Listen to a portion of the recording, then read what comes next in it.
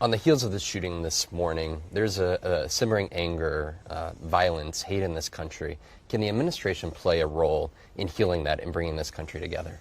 Well, first and foremost, our hearts go out to the people of Pittsburgh and the Tree of Life synagogue, Vaughn.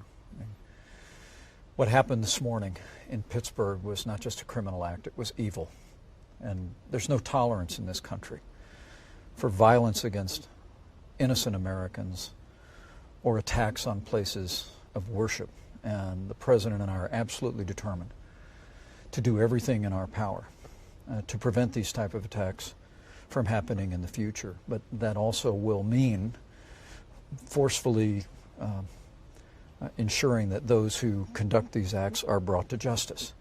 We think of the Mother Emanuel attack years ago, another attack on a place of worship. My wife and I traveled a year ago to Sutherland Springs in Texas. The American people have no tolerance for attacks against innocent people, but we also have no tolerance for assaults on our fundamental freedoms, and freedom of religion being chief among them, that millions of Americans cherish. And we're going to take steps to hold to account this individual and to send a message all across America that there will be no tolerance for any threats or acts of violence against innocent Americans or places of worship.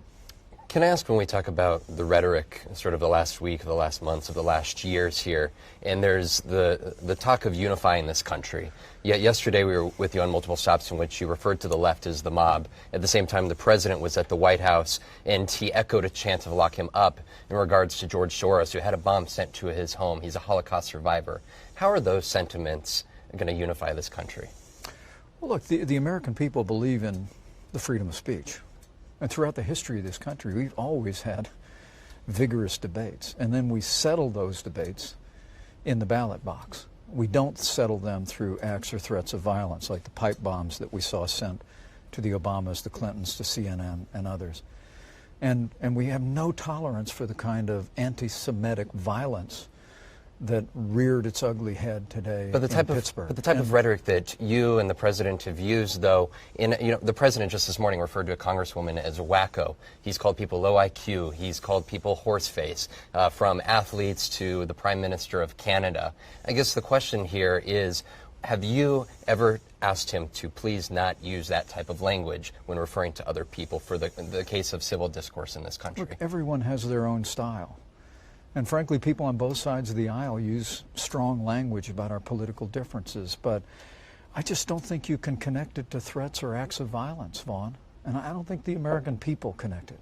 The American people believe that those who are responsible are the people that actually conduct these threats. But can't you guys, as in the White House, and completely this is separate, but as individuals in this White House, can't the way that you guys discuss other people, other people on the political side, on the left, can't you, because to a certain extent, don't you become complicit by the President continuing over the course of these last 2 years using that sort of language? And when people have not heard the Vice President speak out, are you not to a certain extent complicit in that sort of language? Look, the President and I have different styles.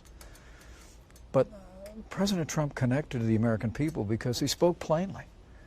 And he spoke the way he speaks about the issues of the day in politics. I think debate is healthy in America. I think freedom is healthy in America.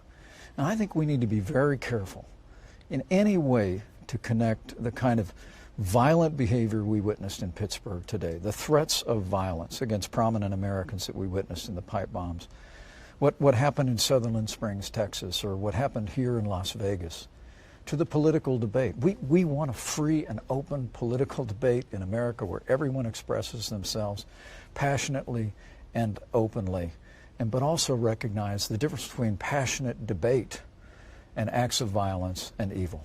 Could I ask you, the President referred to himself as a nationalist this week. What does the term globalist mean to you?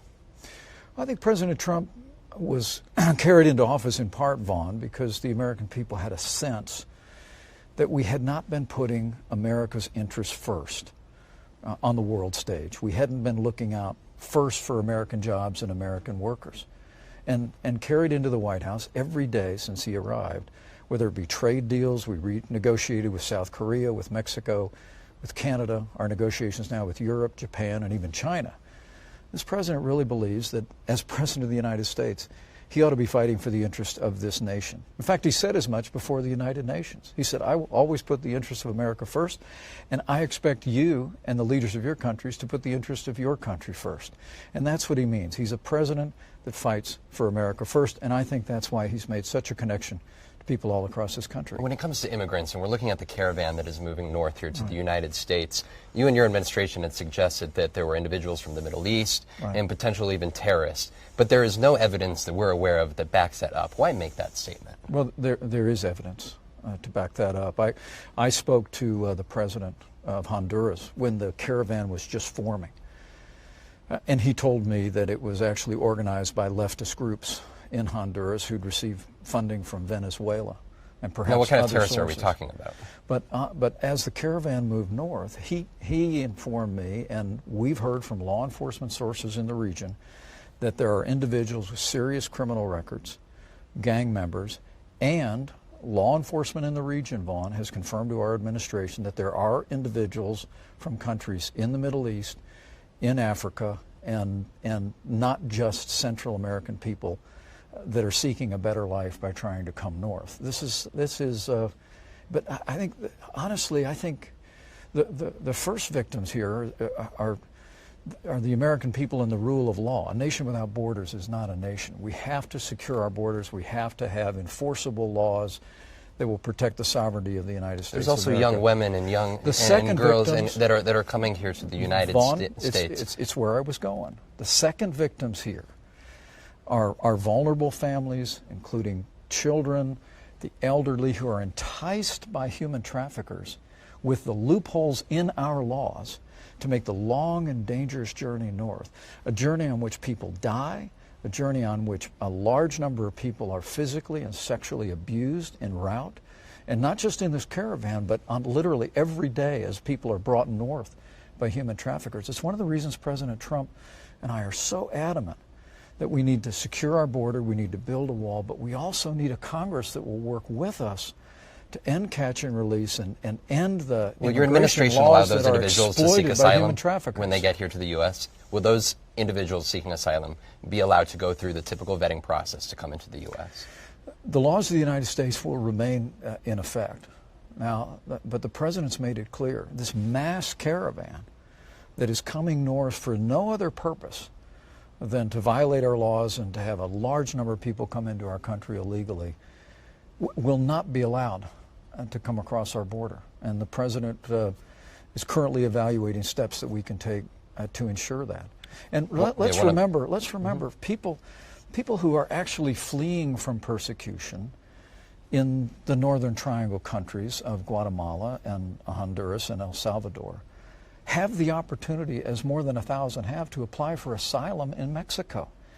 And Mexico has granted asylum to people there, that for those that are looking to come to a safe country to start a new life, they can and should do that in the first safe country.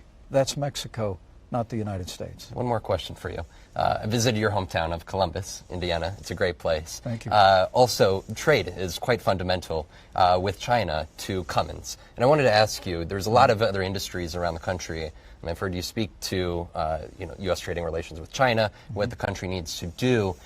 Are the potential consequences on places like your own hometown worth this fight with China?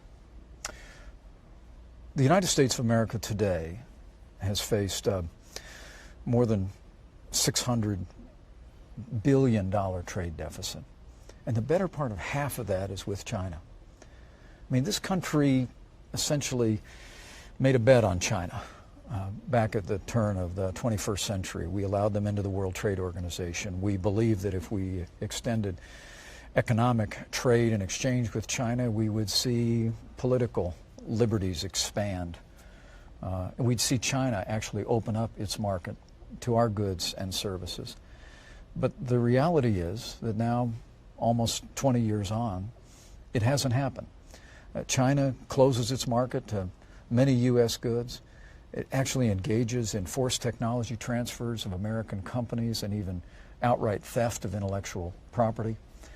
And the reality is that President Trump has sent a message that that business as usual with China is over. We've imposed $250 billion in tariffs on China, and the president has made it clear that we may more than double that unless we see China begin to open up its markets to U.S. goods, to begin to protect intellectual property, the private property of businesses in the United States of America, and also to take such steps that begin to reflect a growing embrace of liberty within China. That was always the hope of the American people, with greater economic exchange, but we've actually seen China go in the opposite direction, away from liberty and toward a more authoritarian state. President Trump has made it clear that has to change. Our economic relationship has to change, and the trajectory of this relationship has to change.